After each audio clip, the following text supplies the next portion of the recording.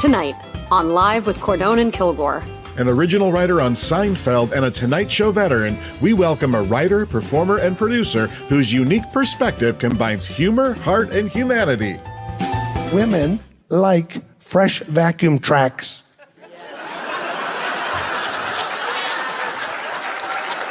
That is the secret. Fresh vacuum tracks. Now, don't panic. You do not have to vacuum. You don't have to plug it in. Drag that thing through the house right before they get home. They're not forensics experts. They don't know.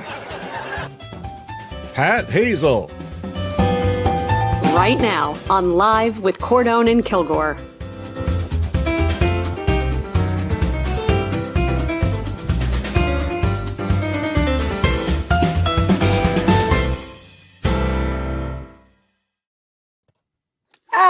Hello, everybody. First of all, I would like to commend you, Shawn, on your brand new, beautiful background, which I expect to have one of next week. You'll have it. You're shipping it to my house, right? It's going to be super easy to get there. I'll have it to you tonight. Fantastic. Talk about delivery. Faster than Amazon. You're the only one. Oh, my goodness. Well, hello to you and hello, everyone. Welcome to Live with Cordone and Kilgore. Thank you so much for joining us. I'm Natalie Cordone. And I'm Shawn Kilgore. It is, of course, Monday, August 2nd. We are into August already. This is episode 24 of Live with Cordone and Kilgore with our very special guest, Pat Hazell, who we are very excited to have with us tonight. It's going to be a great show. We're super excited. Yeah. So, of course, welcome to all of you out there, whether you're listening to the audio podcast, which you can find everywhere. We'll talk about that in a minute. Or if you're joining us live as we stream to you on the Cordone and Kilgore YouTube channel and Facebook page by way of StreamYard. So if you're joining us tonight on Facebook, please invite your friends to come along by sharing this live stream, and we'll show you how to do that right now. You'll start by selecting share from the bottom of your screen. You can see the big arrow there on the left. Then hit write a post, also on the left. And finally, type a message to invite all of your friends to join us, and then hit that blue post button. And if you haven't yet, make sure that you've liked us on our page by going to Cordone and Kilgore on Facebook and tapping the little thumbs up, little like button there to help keep up with the latest Cordone and Kilgore news. Now, if you're joining us on YouTube, you can also like the video and subscribe to our channel, which is, of course, Cordone and Kilgore. Now, if you're watching live, please comment. You can ask questions in the chat. We want to know that you're here. And as always, we'll do our best to respond to as many of them as possible. Well said. Thank you very much. You're welcome. So, yes, you're welcome. Command the applause. Command the applause. Yes. Doing very well. So, we only have one piece of news to share this week from our whole week. Shawn has outdone himself. Drum roll, please.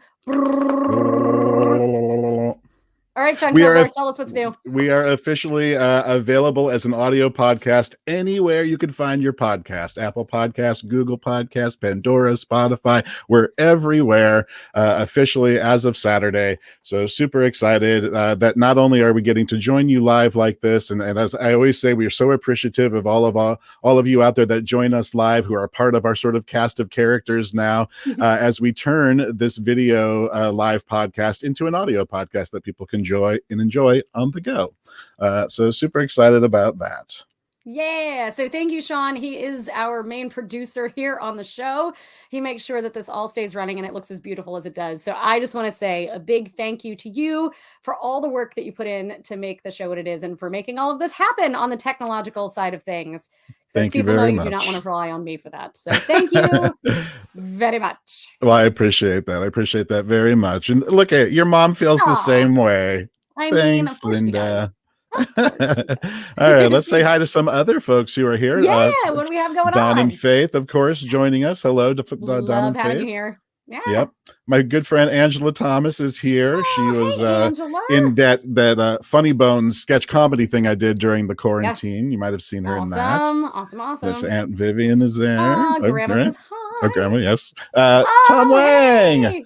Hi, Tom is here. Yes. Yes. Hi, Tom. Following us today. We're glad Thanks to have for being you, here. Good to see you, Tom. My brother-in-law is here. Hello, very nice. Hello. Thanks for being here. You guys are awesome. Thank you. We'll take it. Of course, the mamas, and my sister. All right, very nice. All right, great crowd tonight. Yay. Oh, more mamas. Love it. More I'm mamas. so glad Yes. that y'all are Thank here. you, everyone, for being here.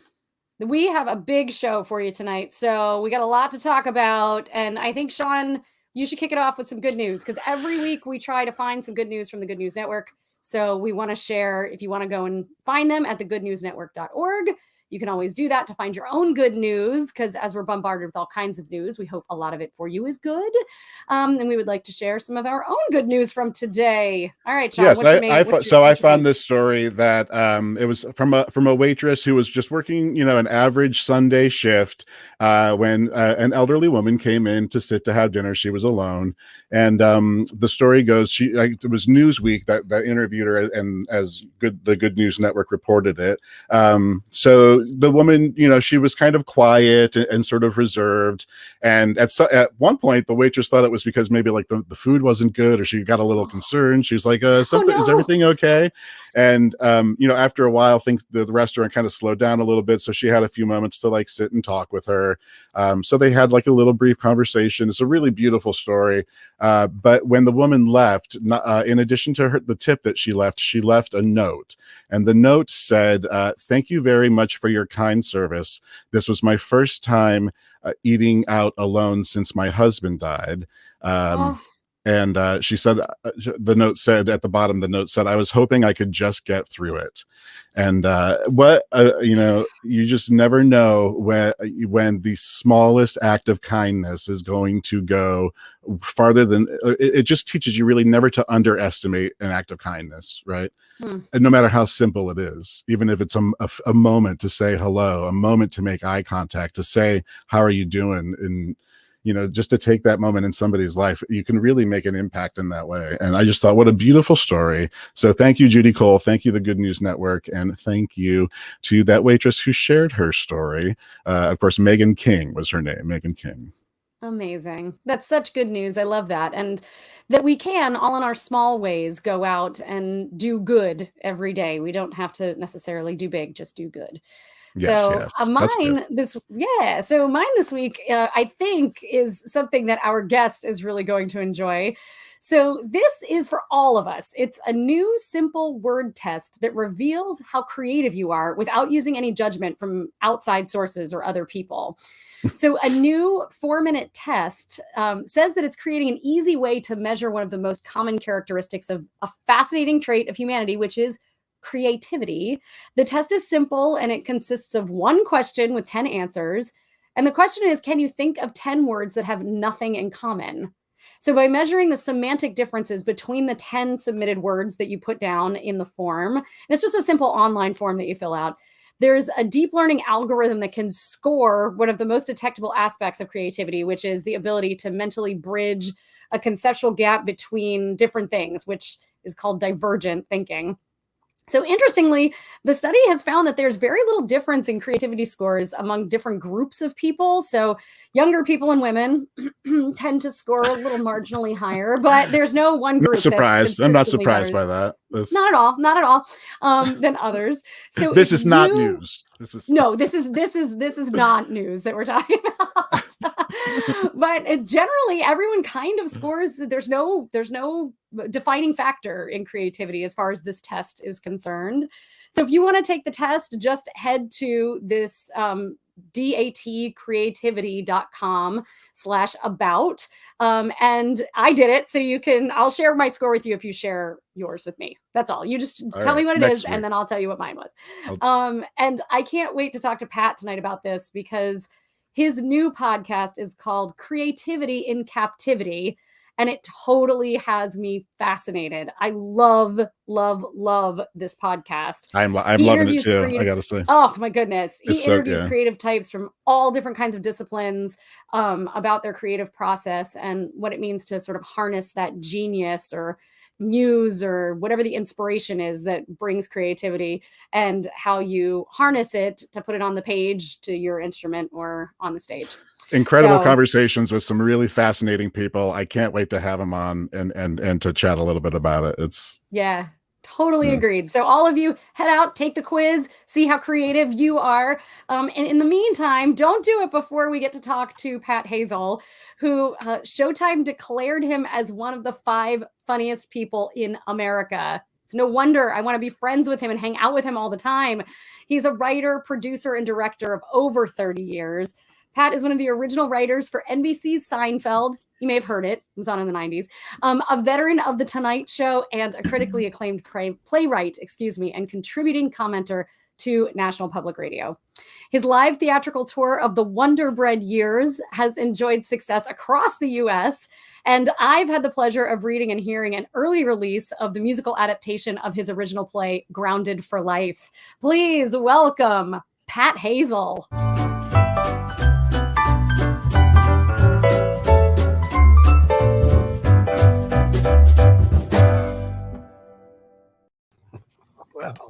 Welcome. What a big lead up. Yeah. Did you know that? Did you know that you did all that stuff? Did you know that? Downhill from here, everybody. Oh my goodness.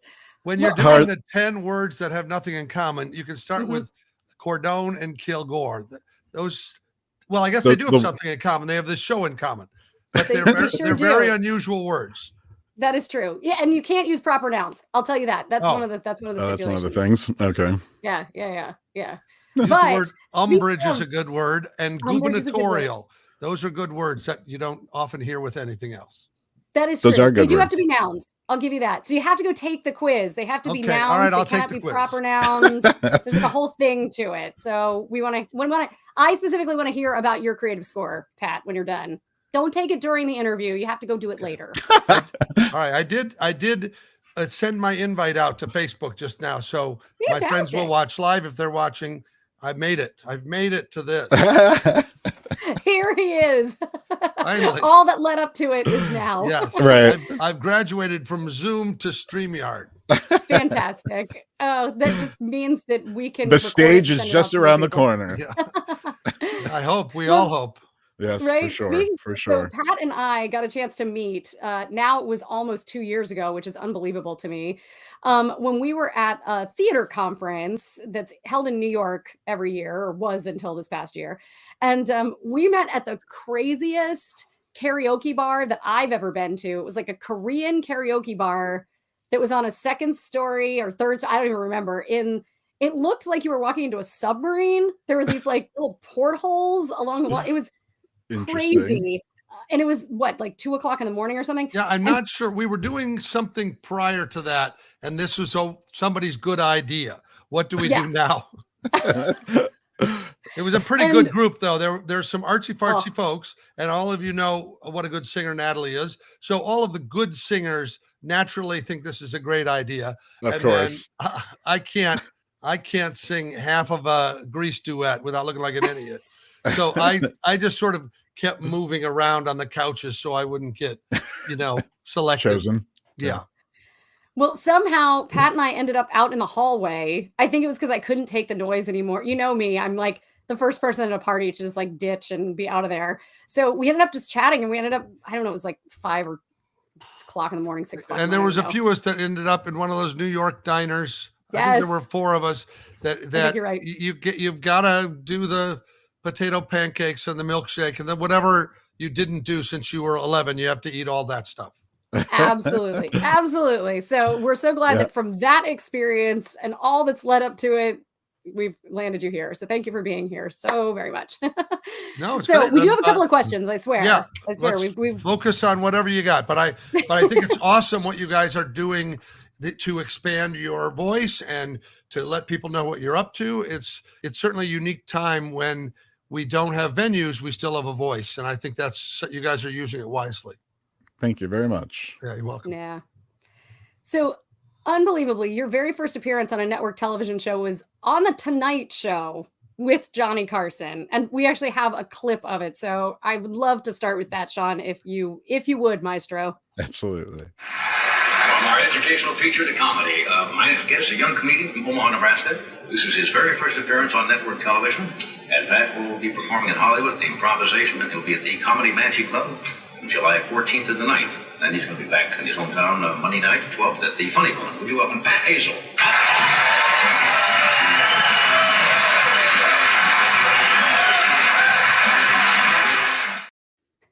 man. Yes. That goes back a ways. What do you think of? What do you think of when you see that? Yeah. Well, it was the high, for a comedian, that's your Olympic opportunity. And to get the okay symbol from Johnny after your set is all you want.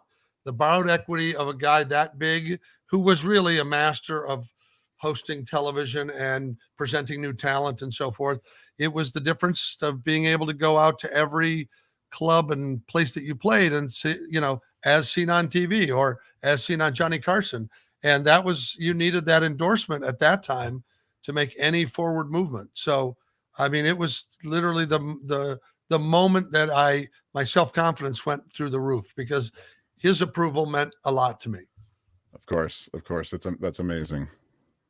Is there something looking back on it? Do you remember any of it, or did you kind of black out while you were on stage? Do you remember that experience? I have a better memory of just before. I started out as a kid magician doing card tricks and various things. And I was in my dressing room and a producer said, Johnny wants to talk to you in his office. So they took me down to his office and it was about 45 minutes before the show. And he asked me to show him a card trick and he showed me something he did with coins. And it was very casual and informal. And then somebody was banging on the door like, John, you got a show to do, and that 40 minutes was amazing to me. It was very avuncular would be a good word. Also to put on your list of 10 things. But it's not a noun. But anyway, you do like those adjectives. I'll give you that. What I didn't realize, though, is somebody who knew that I did magic earlier in my life and knew he was from Omaha. He had worked at a TV station where I had, been temporarily working. And so he brought up these references to things. And so I thought that was super special. And, it put me at ease to come out and do the material. And then afterwards, like the next couple of days, my friends would say, what was your favorite part? And I was, hanging out in his office. And they're like, you met him? That was apparently not a common thing. Amazing. Like incredible. You meet him if you got to the couch and then, that was it. You didn't talk to him afterwards. You didn't hang out and go to movies. And so that was a tremendously special sort of entree into show business, I thought. That's incredible. So from that moment, now you tour the United States when things, of course, are up and running with a show called The Good Humor Men, the rising stars of late night TV. Can you tell us a little bit about that show? Who all gets to travel in that show with you, and sort of how you came up with the idea to do something like that? Sure. Well, number one was that I was finding that I was out on the road and people enjoyed the content, and they said, "Wow, there aren't that many comedians that are clean or crisp or clever." There was so much cable television on the rise and late night stuff that, was on alternative channels where people could say anything. So performing arts centers didn't necessarily trust that kind of comic. And I curated comedians that were rising in late night or had a splash and started putting them together. And there was a stable of there is 7 comics that go out in different, whenever somebody's open, they join the tour and somebody else drops out. But it's something that they can trust. And the guys are all great writers. They're all individual performers. It isn't a play or any kind of a narrative. So everyone's in charge of their 25 minutes of content, kind of a one night ha-ha palooza kind of thing. And typically at the end of the night, 3 comics are out on the stage together, answering questions and ad-libbing with the audience. And that's a really super fun thing because comedians are very competitive and they'll jump in on, insulting each other or answering a question before someone else. And that's surfing a wave for us. It's sort of, we know it's never going to be quite the end, the same every night at the end of the show. And the audience has already gotten to know each comic from the set they did. So then they kind of understand where they're coming from. Okay. So, yeah. And I did it because I had one-man shows that I was doing and I didn't have enough time to write 90 minutes to be out, 6 months later. So I would write chunks. I would do 20 minutes on the show and other people would do part of the show. And then I was always developing a stronger content for the next season when I had an hour plus or something. So that was sort of the reason for it. Okay. Yeah, I Excellent. love the fact that you have worked in so many different mediums, that you've worked as a stand-up, you've worked in theater, you obviously have worked in TV, and you've also worked as a writer in addition to being a stand-up and an actor.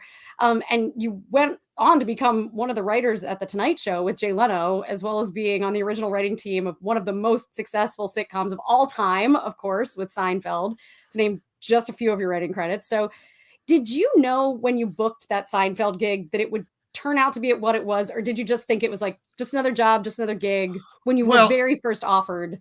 Yeah, it was a very special job to have because I really respected Jerry as a stand-up. I didn't know where it was going. He and Larry David had created the pilot, and it was really a fun, tree fort to work in. These guys were funny and fun, and they didn't. I don't want to say they didn't know what they were doing, but they hadn't really written in that medium either. Larry David had some experience on Saturday Night Live and a show called Fridays, and Jerry was mostly stand-up. So, what we set out to do was not write a show like the existing shows on television.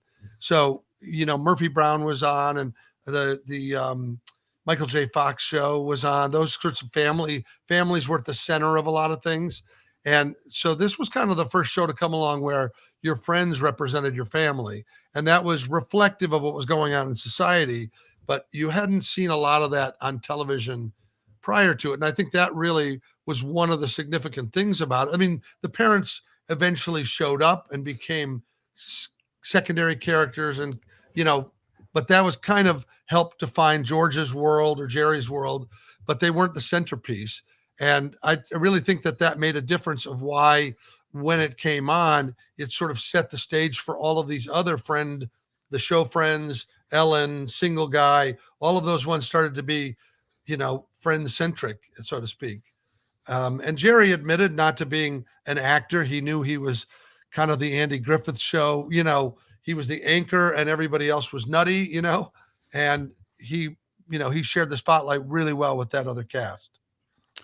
And what an amazing thing that cast was. I mean, Right. shows like that don't come around very often. It's very rare that you get something that's just like a powerhouse that turns out to be such a powerhouse, like that. Well, they were great actors. Anything you hand to Julia Louis-Dreyfus or Jason Alexander, whatever, they can chew the scenery up with it because they're so good at it. And they do it in such a authentic, genuine way that you relate to it. Yes, absolutely. Would you mind sharing any of your like fondest memories from your time on the show? Do you have anything that stands out in your mind? Yeah, well, there were a lot of times I just happened to be at a thing, right? It was happening. We were creating the theme song. We were naming the restaurant. We were being at the very beginning of that. There were so many times that, just using Kramer's name, which the network was against because it was the name of a real guy in New York that was a friend of Larry David's. And they didn't want to, they just said, can't use that name. And we go, it's kind of the perfect name for this dude, right? I know it's not, and they tried, I think Kessler was a name they were pushing on us to try to change it. And we just go, not funny, doesn't work, and eventually one of the parts I feel like I was helpful about was I said, let's get the rights to it. Let's just, Larry, get on the phone with him and negotiate, the rights. Now, what would you say if somebody called? It's really funny. He goes, I'll give you $1,000 to use your name. And, that was going to be it. Well, the real Kramer goes 2,000. And, Geez. And so he comes back into the network saying, no, we're not going to pay it. And I go, pay it. It's over with. $2,000 and you have it and we can move on. And, next to what they spend on the scenery and everything else, it turns out it was a good investment. But it was very funny that they almost walked away from it. And it was many years later that there was even an episode that gave him another name. Cosmo Kramer was, surfaced. But in the beginning, we had fuss over that. We really fussed over the name of the restaurant. Hysterical. It was called Monks, right? Oh, okay. The diner was called Monks. But every time we would put in something in the script, the network, somebody's job is to look it up and find out if it's already an existing restaurant in New York or in the state of, you know what I mean? And if there were more than 3 of them, then you couldn't tell who they were making fun of, right? But it was the same thing. They would run names by that and whatever. And I'll tell you, we made up every crazy name and it always got shot down and it got shot down and it got shot down to the point that we almost didn't care. We just started throwing names out and they would shoot it down. And right at that moment, we were in a room at Castle Rock and right over the couch that Jerry was on, there was a Thelonious Monk poster. And it's like, try Monk, let's try Monks. And they were like, goodness. Oh, okay. And then it was just the fact that they said, okay, we're like, great. Are we done with that? Let's move on. So go ahead. No, I'm just saying those kinds of things were just fun to be present for. I think there were a couple of times that I pitched some. Kramer was sort of an inventor-ish guy in the beginning. It kind of changed along the way, but I came up with a necktie that he had invented that for businessmen, that if they spilled something on their tie, like if they got a stain on their tie, they could tear it off at the knot and pull another tie out of the knot. It was like a dispenser, like a disposable tie. Very dumb thing, but I love making stuff like that up. And then if they buy into it, they do it, like coffee table book or whatever kind of thing. Right. That was based on I don't know if I have it anywhere here, but I actually was making a book into a coffee table out of things I found on the way to work every day. And I would pick up, some found object and I would write a little pun and I would glue it into the book, So it was like, those little hangers that a tie comes on. So one of those was on the roadside. And then I found a leaf and I put it into a Ziploc bag with it. So it looked like it said under it, Adam's suit back from the dry cleaner or something from Adam and Eve. Right. And so I would do that. And then every day I would just put something new in this book. And Jerry used to look at this coffee table book and say, this is, like it was just puns and dumb things. But some years later, the coffee table book, showed up in an episode as a Kramer idea. And so, I mean, I don't get a lot of singular credit for anything, but I did name Kramer's corporation, Kramerica Industries. And so when I was gone and not working on the show, I remember getting a call from Jerry. He says, hey, can we keep using Kramerica? I was like, yeah, of course. I can't. I have no use. You'll say no. Yeah. $1,000. Yeah, I should have. But I had benefited too much from his company. I wrote American Express commercials for Jerry and I did open for him on the road. And, he was very generous to me. Amazing. So you mentioned that you were around. Oh, sorry. Go ahead, Sean. Well, I just wanted to just real quick. So you mentioned that you were around like during, in the very beginning to the creation of the theme song. I'm just curious, such an iconic and immediately recognizable theme song from television. What was the inspiration, or do you remember how that came about? Yeah, Jonathan Wolf was the music guy that we went to, and he had done other things, but I remember Jerry listening to a lot of jazz and other things and trying to get a vibe. And one of the things I remember being in with him when Jerry was trying to describe a notion or something, and somebody in that room in trying to recreate it was using mouth sounds, was like going pop, pop, pop, pop, pop, pop, pop, pop, whatever. Okay. And you really get that. It really came through in what he, delivered. And, he's, I salute him. He's got an Instagram thing called Seinfeld Music Guy or something. Okay. That's worth checking out because he's an amazing piano player and composer and so forth. But he now lives somewhere like Pennsylvania or somewhere, in the, East somewhere. And he does, he just put out a CD with all of the ancillary music in the Seinfeld shows that related to specific episodes, like like something he wrote for George's Answering Machine and something he wrote for the fake movie that was playing, and like amazing, very Let's definitely iconic. Check that out. Yeah. His name's Jonathan Wolf. Excellent. There was a lot of funny and cool and interesting people that came through there that contributed to that, but really the core of it was Larry David and Jerry Seinfeld. Just every week, understanding that they were entertaining themselves and that they believed there was an audience that would have the same sense of humor as them. And it worked. That absolutely, yeah. My for it question now. a little while ago was because I think you know this, we've talked about this, that I've always been fascinated by stand-up comics. It to me is the ultimate like a scary thing to do in life, that you're standing up there by yourself and asking, people to laugh, and you have to be the funny person. For you, because I know you did magic as a kid, but how did you go from that to what brought you to stand up? Like, why stand up? Well, first of all, I was a funnier kid than I was a good magician, right? Like, if my tricks didn't work, I was always trying to save them with some humor, and I like props. I mean, I still kind of like props in my plays and things. I would rather hold a set of clackers and clack them than talk about them, right? Like, Sure. Not most comics like that kind of thing, but I happen to like to show and tell. Like, that's my wheelhouse. And but when I moved from the Midwest to California, I decided it was very important to make my mark, and that I would set the magic and the juggling and the props down.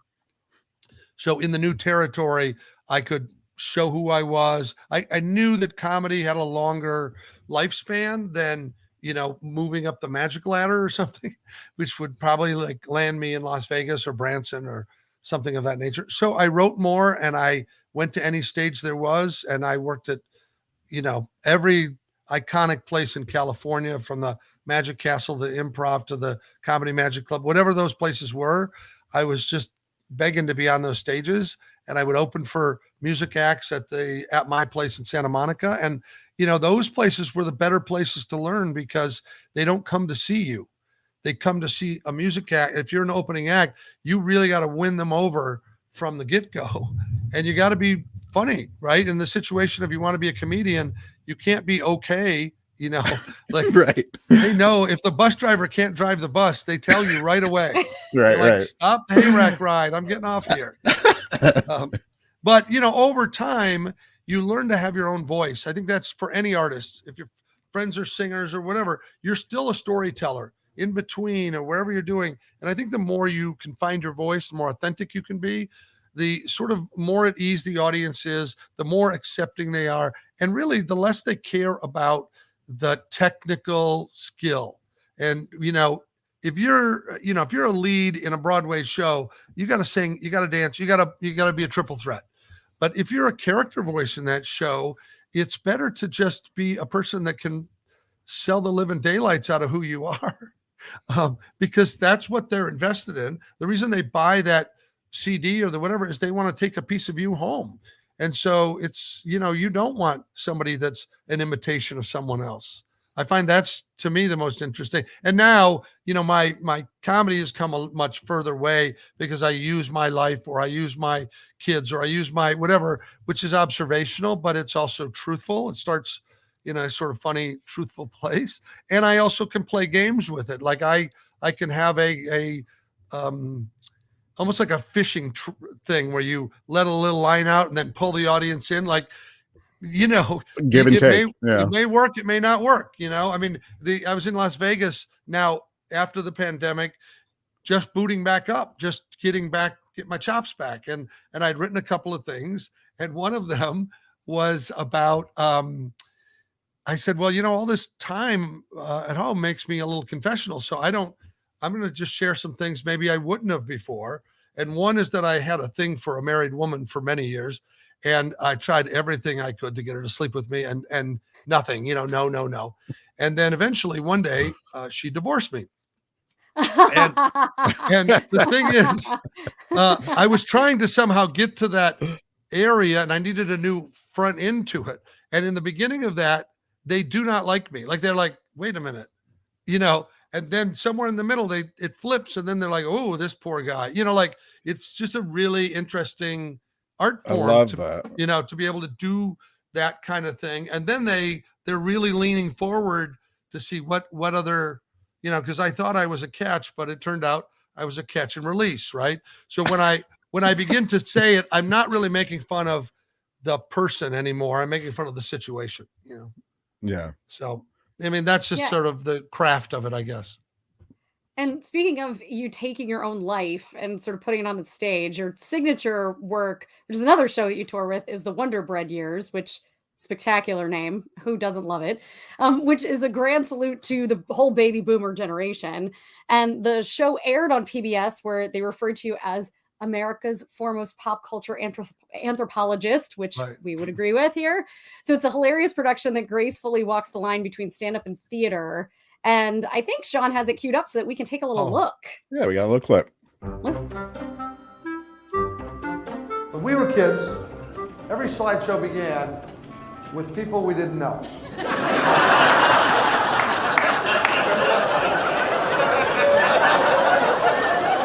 Here is my grandmother after a successful day at Connie's Cut and Curl. Oh yeah, she paid good money for this do, I can tell you that. And as you can see, I got my hair cut for free.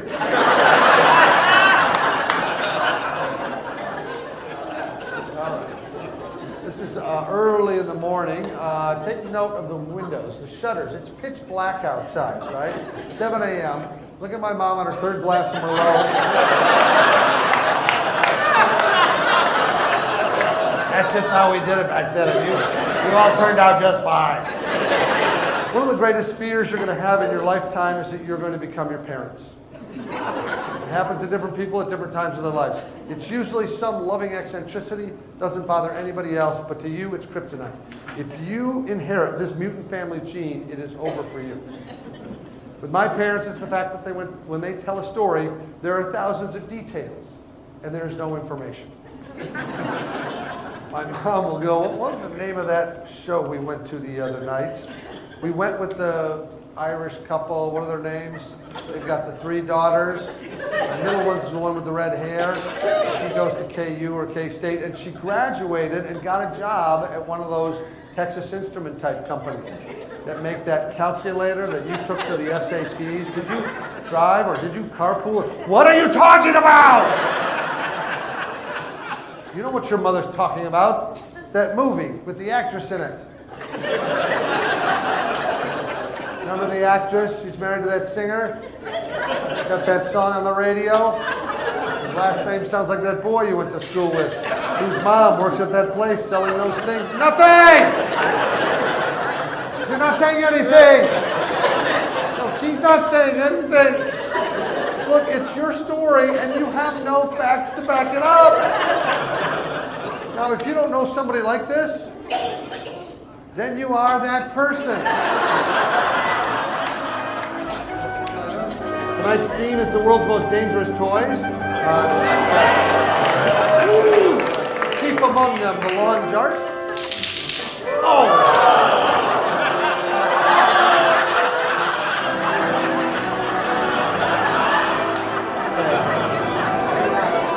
Storms of ruin.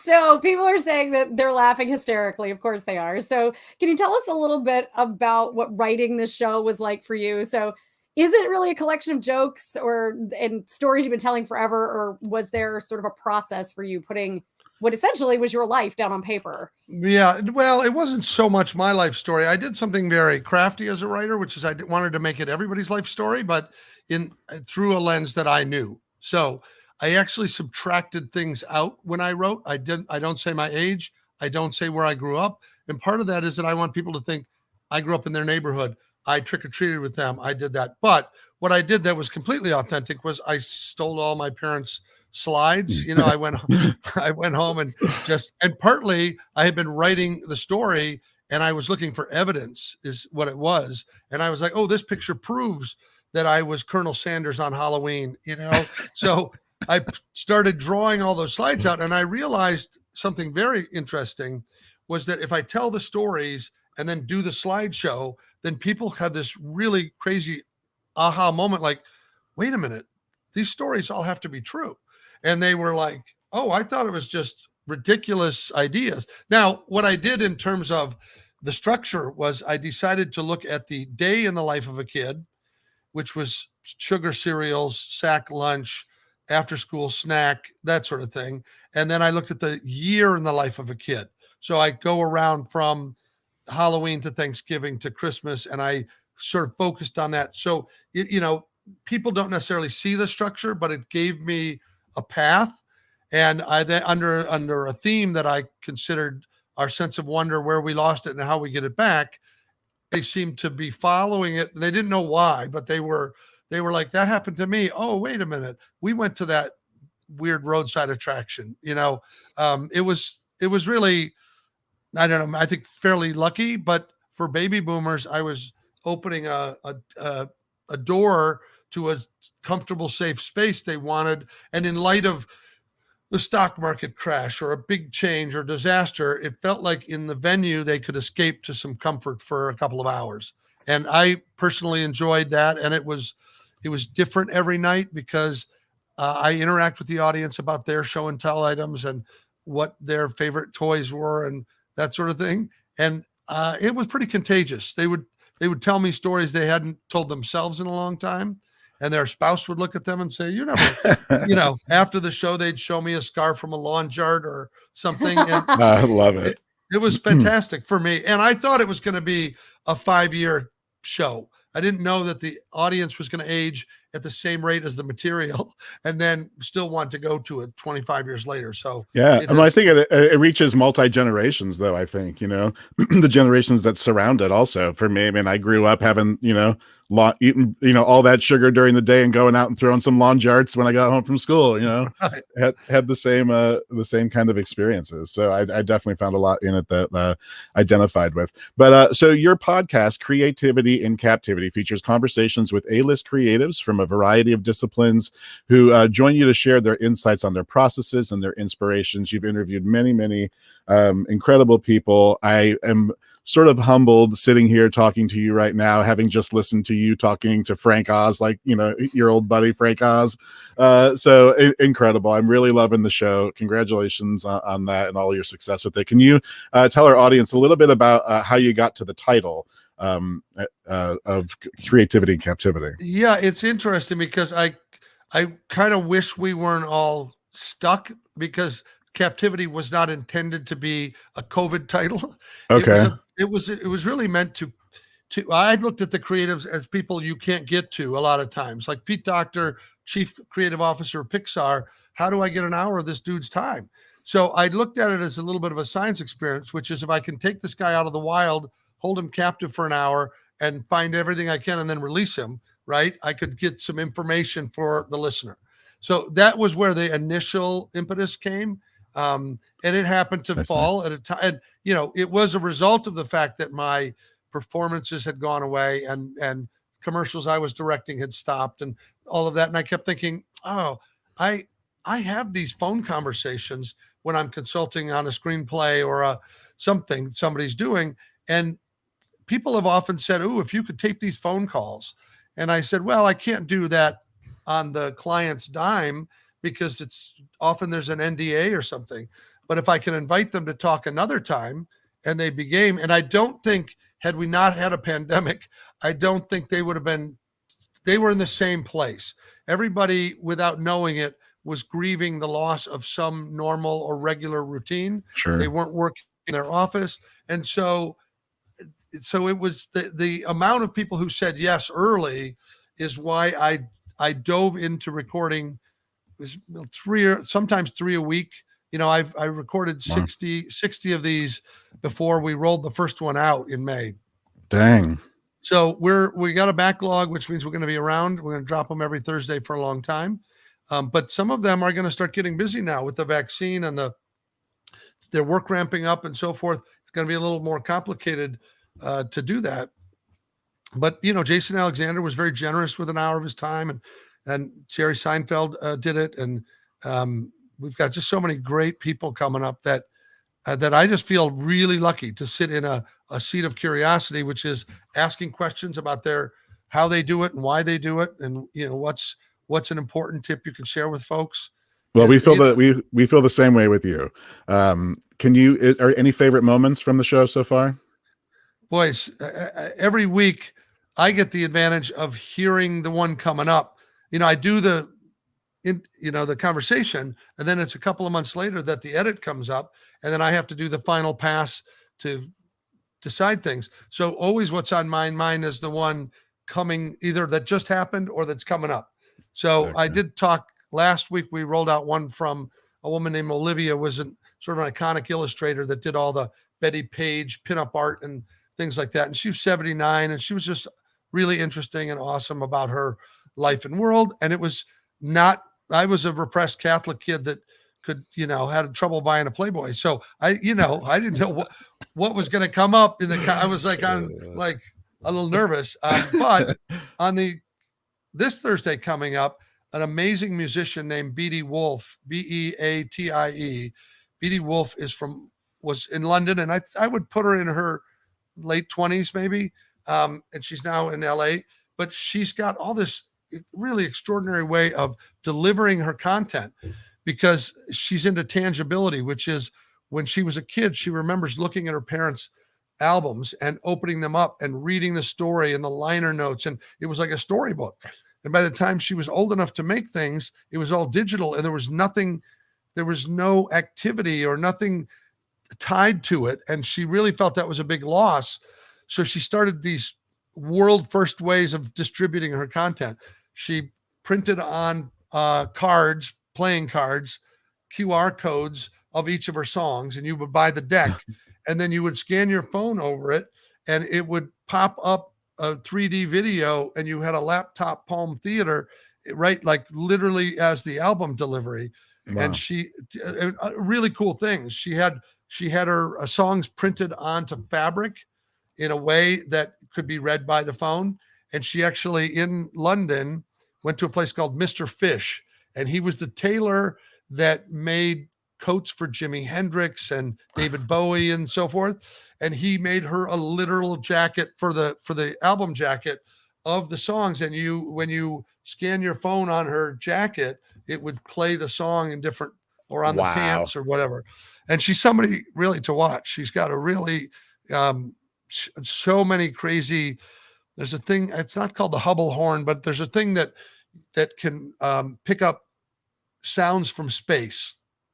And she thought, is there a way to then play my album out into space? And she went to these guys, and they said, I don't know. We never thought of that, whatever.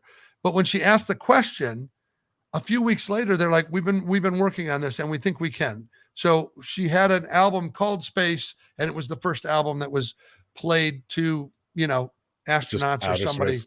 Yeah. Through this device that, was just a gigantic, oversized megaphone horn that could play it through the atmosphere or something. Incredible. Yeah, sorry, go ahead. I'm just saying, we have an eclectic.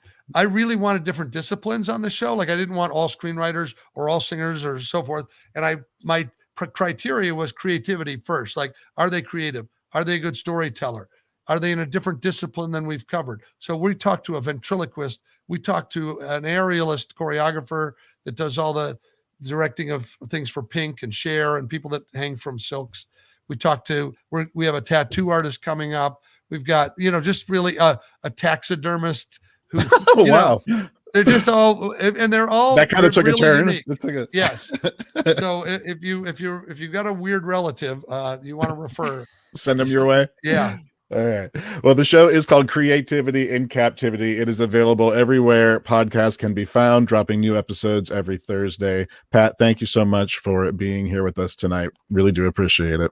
Oh, my pleasure. Great fun. And I'm congrats on your audio podcast being everywhere as well. Thank you. Thank you. So we are running out of time, but before we let you go, each week we like to take a moment to get to know our guests and our audience a little bit better in a segment that we call Getting to Know You, which is a series of questions randomly pulled from a deck of cards called Pod Decks, who are our first official sponsor for the show. So now it is time for Getting to Know You, sponsored by Pat. Poddex. This edition of Getting to Know You is powered by Poddex, the hottest new tool for podcasters and can make for a fun night at home, too. Simply shuffle up, ask a question, and let the good times roll. Check out poddex.com and use code GOODVIBES for 10% off your order. All right, it is time for a very special edition of Getting to Know You, powered by Poddex, with a very special guest, Pat Hazell. This week's edition is a little bit of a this or that. So, Pat, we're going to ask you, and we're going to ask everybody out there joining us tonight. Go ahead and throw your answers up there in the chat. We're going to get to as many of those, put those up as possible. So, everyone out there, participate, engage. Let us know that you're out there and playing along. Question number one. Yes. In a hotel, do you prefer a high floor or a low floor, and why? I do prefer a high floor. I'm not sure why.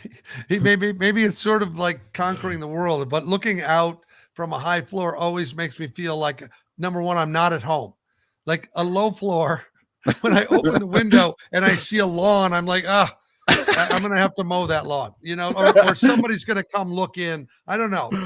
Floor one to me is, I can understand if you need it for a disability or something, but floor one is not, you're not in a hotel, you're in a ranch house. Right. Fair enough. It's true. Let's see. We got Natalie's mom saying higher, less noise overhead. Always the practical one. Yes. Less noise over your head. Yes. Makes sense. There are a few people. Yeah. What about you, Natalie?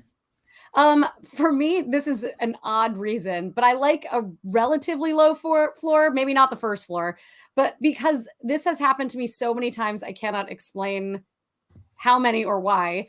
I have had fire alarms go off in double-digit numbers of hotels that I've stayed in the middle of the night, and it's luckily nothing's ever happened. See, and so apparently it's for your mom so she can get out in the emergency. For me, it's never been an emergency, but I've had the alarm go off in Vegas. I've had it happen in New York. Even I was just shooting a television show in Atlanta a couple of weeks ago, and we were shooting in a hotel, and I kid you not, the fire alarm went off during our shoot because I was in the hotel. So I would prefer not to be on the 24th floor. It happened in the Luxor. I was like looking over the pyramid. It was not fun. So That's my weird answer. I guess for me, it depends on where I'm at, really. I prefer a high floor, probably most, for the view, definitely high floor has a balcony. Yeah. But, if I'm at the beach, I want to be, close to the beach, Close right to the down water. there. Yeah. That's fair. That's why when we go, we usually stay in little cottages, like right on the water. I love how some hotels try to angle everything like it's positive, right? Would you like an ocean view or a mountain view? And like, right. You mean looking at that hill is a thing, right? Would you like a city view? And you're like looking at another building. It's like, no, that's the peeping Tom view, Right. Yeah. Tom view. Good thing you didn't bring your binoculars. Bring your binoculars. All right, here we go. Question number two. When drinking soda, do you prefer a bottle or a can or fountain? And why? I think fountain is my least favorite, although it is not as intense. I will say that the carbonation and the sugar and the whatever, when it gets into a bottle, is the most intense. It feels like, I don't know what they're putting in the real sugar Dr. Peppers and the Super Yahoo for Mountain Dew, whatever. Like when they talk about the old school recipe, you could blow the back of your head off with that, But I think the cold bottle delivery is the best of the three, personally. But I've had to wane off. I grew up on sodas and loved sodas, but I don't think it didn't necessarily fuel the best parts of my life. I'll give you that. That's fair. Yeah. That's fair. Mine is completely the opposite. I think the fountain is the way to go, especially. So I don't drink a lot of sodas either anymore. But if you're going to drink a soda, a fountain soda Coke from McDonald's tastes better than anybody else's soda. I don't know what they do to it. I've heard that they change the filters more often, or that there's something happening over there, like that Coke has, but if I'm going to do it, for me, it's like jumping off the cliff. That's the one to do it. I have to say, also not a huge soda drinker, but I do agree that McDonald's has the best Sprite. Like out of any place you can get Sprite, there is something about it. It's a little more fizzy. It's a little Something. more something. I don't know. It's a little more something. But I'll do a can every once in a while too. But you I reminded me of a can. funny, like talking about the stuff that they put in the sodas. Another job that I have is like corporate training, and one of the classes that we teach is about hazardous chemicals. And a buddy of mine does a joke where he's just standing there with this bottle of Diet Coke, and he's like, there's over 6,000 chemicals on this property. Half of them are in this Diet Coke. Right? It also, it's a little suspicious when you have a problem. Let's say your car battery won't start because it's corroded or something. And they say, just put a little Coke on it and that'll clean. And you're like, this is what you're putting on your teeth every day. You can also like clean a toilet with it. Yeah, yes. It's not good. That's not the thing to do. I like that Catherine Kilgore says, Dad says that he likes fountains. So he's got a proxy there that's answering for him. Yeah, that's how my dad always is saying to my mom, you got to type for me. You got to type for me. And we have Susan saying, not a fan of soda at all. So there we are. Fair. We've come full circle with it. That's fair. And I saw that my mom popped up with cherry Coke from the fountain with the ice and a straw. I'll give you that. The ice and the straw. At first I thought she said ice cream, and I thought cherry Coke with some vanilla ice cream and a straw. I could do that. That might be okay. I've never had it. I could do that. I was a float. I would say if this question were floats, that would be my number one form of taking my soda, like a root beer float, or if you've ever had Werner's ginger ale and ice cream. Yes. Yep. Absolutely. Pretty great. You don't have to be sick to enjoy that. No, we grew up having the ginger ale floats as kids. Yeah. I have never had a ginger ale float. I might have to try that now. Yeah. All right, here we go. Question number 2, our final question. Number 3. Oh, 3. Sorry. Question number 3. Sorry. Thanks for keeping me on track. Question number 3, Kilgore. Let's Question number 3. All right. Question number 3. Do you like your pizza round? I don't know why this is funny. Yes, I like my pizza. Round or square? Fair. Done. You like the square cut or the slice? I like all pizza. Like I don't discriminate on putting pizza. If it'll go in the hole, I will eat it. But I do think that there is something amazing about circle with the slices, right?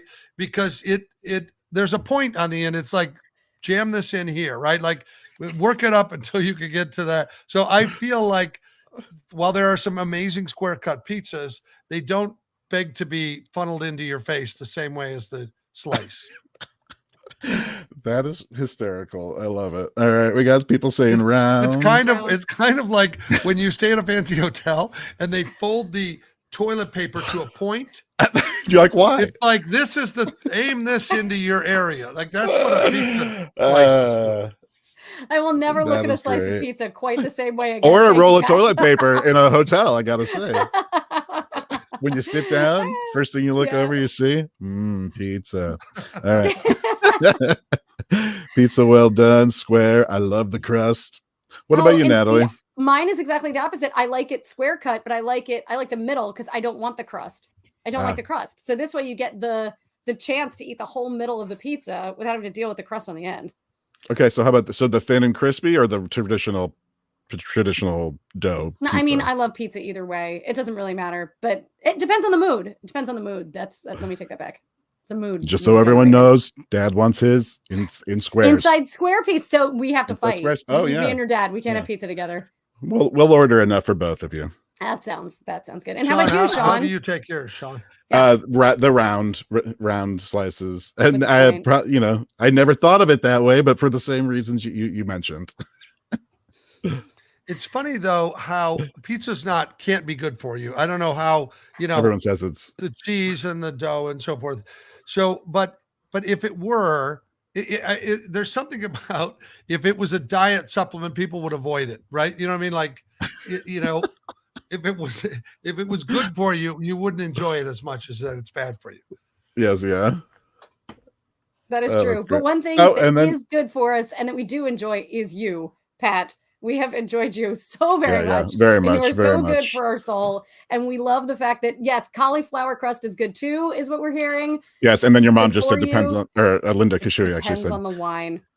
Yes. That's a good pairing. I'm going to go. I'm working on my invention for pizza, for pizza in the shower Does it need to be nobody's like ever for the pizza? Is that where I'm working with the R&D department. We haven't really worked it out. But it's all right. We'll sign an NDA and we'll be part of this project with you. So if you want to learn more about Pat and where he's going to be and what he's doing, you can absolutely connect with him by visiting him at Pat Hazell on Instagram if you're there. And we just can't thank you enough for joining us tonight, Pat. We hope that we get to see you again soon, that you'll be a friend of the show. Thank you for coming on and sharing your time with us. Yes, well, my pleasure. I thank you guys for amplifying the podcast title. We're really excited to share that with everybody. And I wish you guys continued success on this show and your work on the road. Thank you. Thank you so much.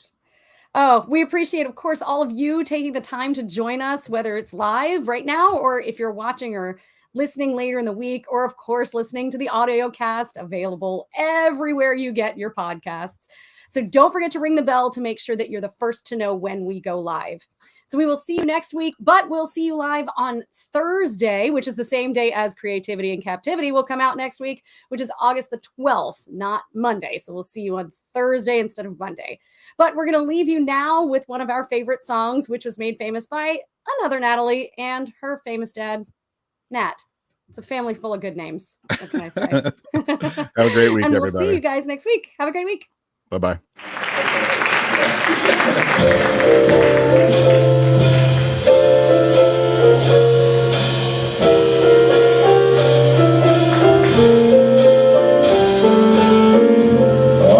Unforgettable, that's what you are. Unforgettable, though near or far, like a song of love that clings to me. How the thought of you does things to me. Never before has someone been more unforgettable in every way, and forevermore. That's how you'll stay. That's how we'll stay. That's why, darling, it's incredible that someone so unforgettable thinks that I am unforgettable.